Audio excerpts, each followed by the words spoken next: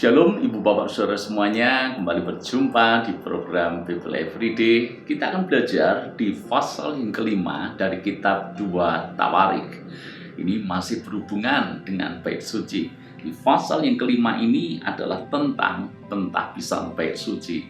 Dan hal yang menarik yang Alkitab catat di pasal ini adalah ketika bait suci itu ditabiskan, maka Alkitab berkata kemuliaan Tuhan memenuhi rumah itu. Awan kemuliaan Tuhan memenuhi tempat itu.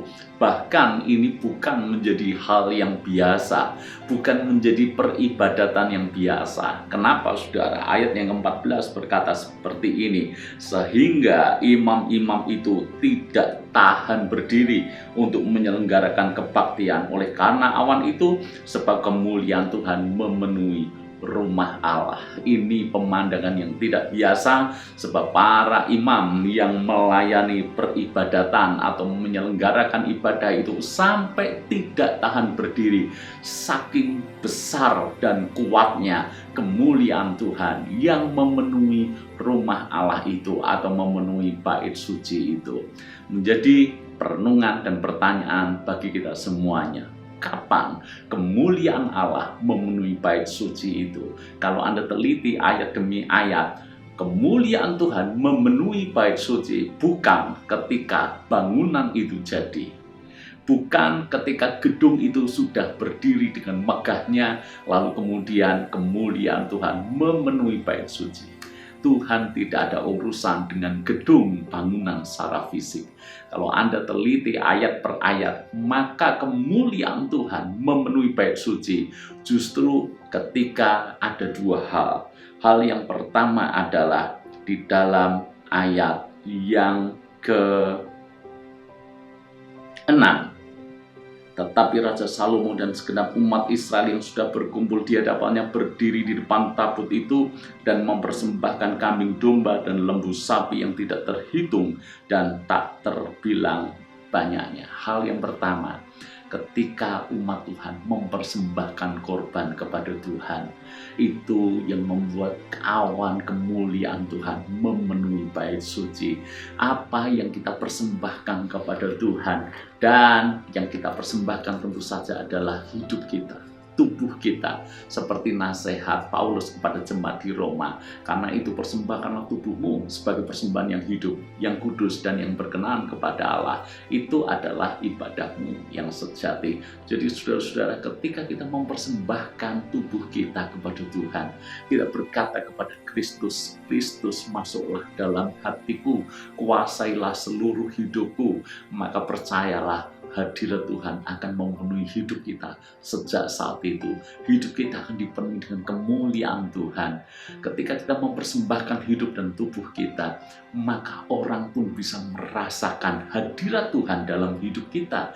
Mereka bisa melihat perubahan terjadi dalam watak, karakter, dan keseharian kita. Saya rasa itu persembahan yang paling berkenan kepada Tuhan, persembahan hidup kita. Dan itulah yang membuat kemuliaan Allah dinyatakan. Lalu hal yang kedua adalah kita jumpai di ayat yang ke-11. Lalu para imam keluar dari tempat kudus.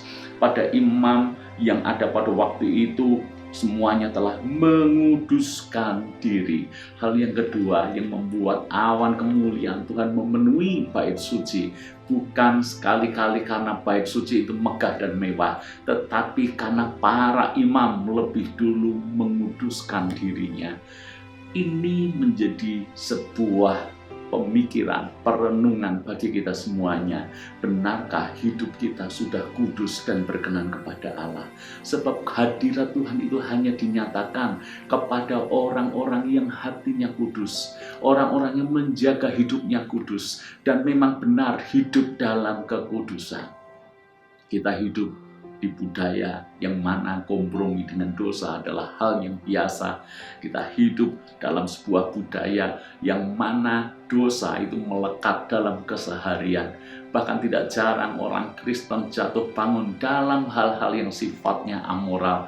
Bahkan saya sungguh sedih melihat ada juga pelayan Tuhan, ada juga hamba Tuhan yang hidup tidak kudus di hadapan Tuhan, dan mereka dengan entengnya masih melayani Tuhan. Saya rasa pelayanan yang dibangun di atas dasar ketidakkudusan bagaimana mungkin bisa mengundang Tuhan, bisa menarik hadirat Allah turun di tengah-tengah peribadatan kita. Itu sebabnya hal yang kedua yang saya ingin bagikan kepada Anda.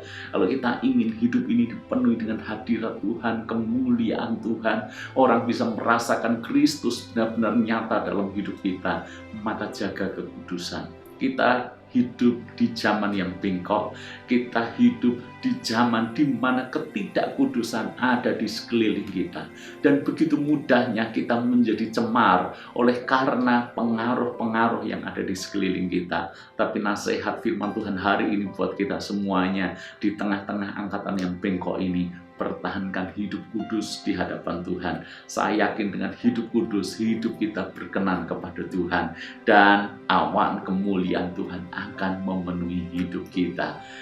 Orang akan bisa merasakan benar-benar hidup kita berubah dan Kristus nyata. Kristus hidup di dalam hidup kita. Tuhan berkati.